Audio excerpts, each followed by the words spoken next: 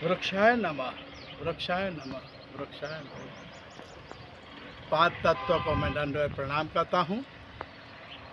इसके आगे की एपिसोड में मैंने वही बताया था कि 5 तत्वों से ऊपर ये पेड़ है और इससे फल फूल अनार मिलते हैं। इनके बाद की एपिसोड में मैं ये भी बताया था कि वृक्ष जो देते हैं उनके बारे में बताया था। फिर ये अभी का जो एपिसोड चालू कहाँ से हुआ, वो चित्रलिपि से शुरू हुआ था और चित्रलिपि से शुरू होने के बाद शक्ति का आया था और शक्ति अभी भी चल रही है। शक्ति इसलिए चल रही है कि इनका मैं सालों निकाल दूँ ना फिर भी ये कम है, मेरी आधी उम्र निकाल दूँ ना फिर भी ये कम है। तो इसका अर्थ ऐसे हुआ कि शक्ति का खाली वर्ण में कर रहा हूँ। शक्ति के 5 तत्वों के अंदर शक्ति जो आती है ये सब में आती है, लेकिन जो 5 तत्व के बाद जो वृक्ष है, पेड़ पौधे जंगल है, ये तो लास्ट पूर्णोत्ति कर देता है। जो मैं नहीं हूँ तो कुछ नहीं है, आप भी नहीं हो, आपका भी पूर्णोत्ति हो गया। तो इसका कहने का अर्थ ये था कि जो वनस्पति नहीं है तो आप नहीं है। इसके बारे में एपिसोड में मैंने पहले बताया था।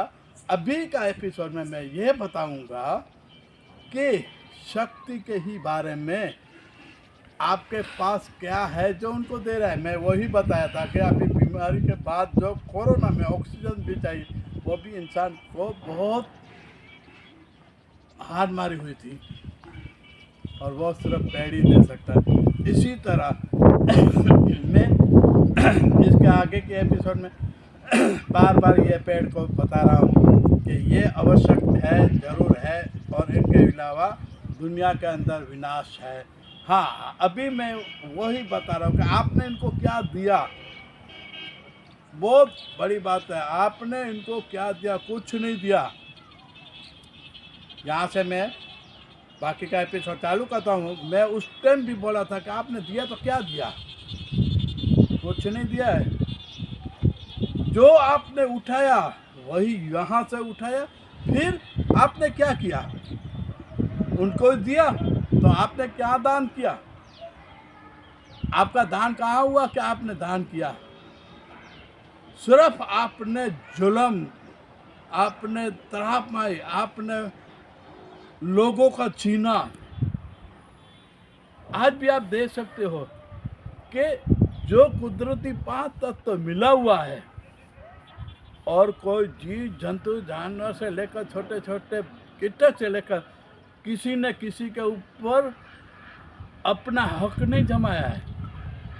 उसने जो भी कुदरती मिली है, जो कुदरत ने दिया है, जो संपत्ति, वो सब मिलकर ले रहे। हाँ, अपना एरिया संभाल लिया कि ये एरिया मेरा है, ये एरिया मेरा इधर है, लेकिन किसी का हक नहीं छीना है। अभी आप देखो, पृथ्वी तो पूरी दुनिया के अंदर है ना, तो फिर क्या हुआ? इनका पूरी दुनिया के अंदर हक में मारना, ये हमारा, चल तेरा कुछ नहीं है, जहाँ पे तू बैठा है वहाँ से बुलडोजर आ रहा है, फेंको इनको। किसी ने ज़मीन का, खुशी ने खेतीबाड़ी की तो उनको निकाल, तेरी नहीं है ज़मीन, तू किसान नहीं है, तू, तेरे को ज़मीन के अंदर कुछ लगाने नहीं दे। अरे कहाँ तेरी है?